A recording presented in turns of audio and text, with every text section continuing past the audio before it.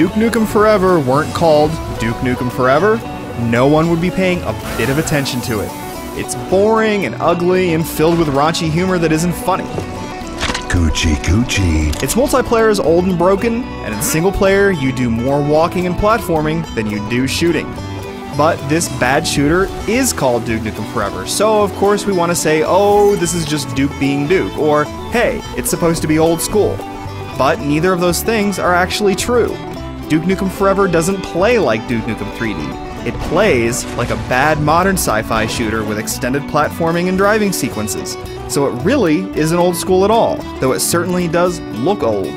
Duke's world has absolutely no personality, no color, and no excitement. Maybe you want to play this game because you want to experience the train wreck for yourself. Maybe you want to play because you waited for so long, or because you want some raunchy fun. It doesn't matter why you want to play, just avoid the temptation. There are far better games that deserve your attention. Duke Nukem Forever's biggest problem isn't that it's offensive. Its biggest problem is that it's boring. You spend far too much time jumping and driving around and far too little time shooting. Some levels are only 3 or 4 minutes long and have no shooting at all. The boredom that results is further magnified by the ultra-long loading screens that follow if you play on console. Other levels seem to last forever. The worst of them involve driving Duke's monster truck through canyons and up ramps. The driving isn't very exciting, and every so often you run out of gas. And so you go hunt for a fuel can. And you do that not just once or twice, but 3 times. There are long jumping bits and truly awful levels near the end when you swim underwater. And once you finally muddle to the end, Duke says, "What kind of shit ending was that?" And his line pretty much says it all. And just because he jokes about it, doesn't make the ending any less shit. Of course, you do shoot aliens as well, though Duke now only carries 2 primary weapons at a time. The guns and enemies are mostly the same as before, but the shooting isn't as fun as it is in Duke 3D. There's little sense of impact. Enemies just sort of fall over when you kill them and don't react much to your shots before then. But at least it's fun to use the shrink ray to shrink pig cops and stomp on them. Too bad you get so few opportunities to do it. But hey, this is Duke, right? Maybe the game is funny and sexy and misogynistic and silly.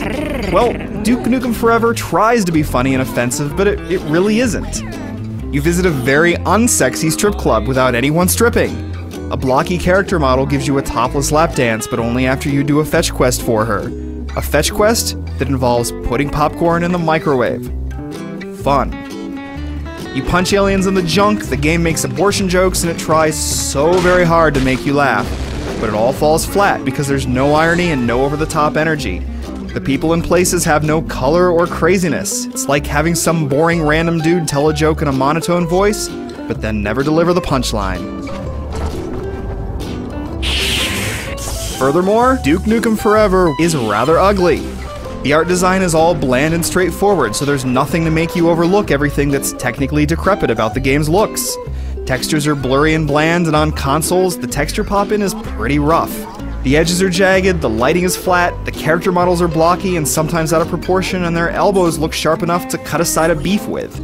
At least on the PC, you can get over 100 frames per second on a modern machine, even with all the settings cranked up. On consoles, the bad looks are accompanied by jittery frame rates.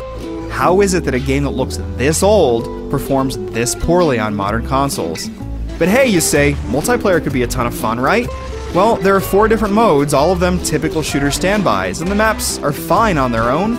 But even on a low ping server, the lag can get horrendous, and on console, frame rate troubles just magnify the jankiness. That's genius! It's amazing how a single game can feel so old and yet so rushed all at the same time. It looks incredibly old, like it should have been released 6 or 7 years ago. There are reasons for that, of course, but that doesn't make it okay when you're expected to pay full price. But the poor pacing, the way everything feels stitched together without any sense of momentum, the technical problems, these things and more make Duke Nukem Forever feel as if it was thrown out the door with minimal effort. So, let's say you want to have loads of raunchy first-person shooting fun. In that case, play Bulletstorm. Let's say you want something old school. Then play Duke Nukem 3D or Serious Sam or Painkiller. Let's say you want some no-frills online shooting. Then play Unreal Tournament or Half-Life 2 Deathmatch. But don't look at Duke Nukem Forever as anything other than what it is. A bad, boring, bargain bin kind of game.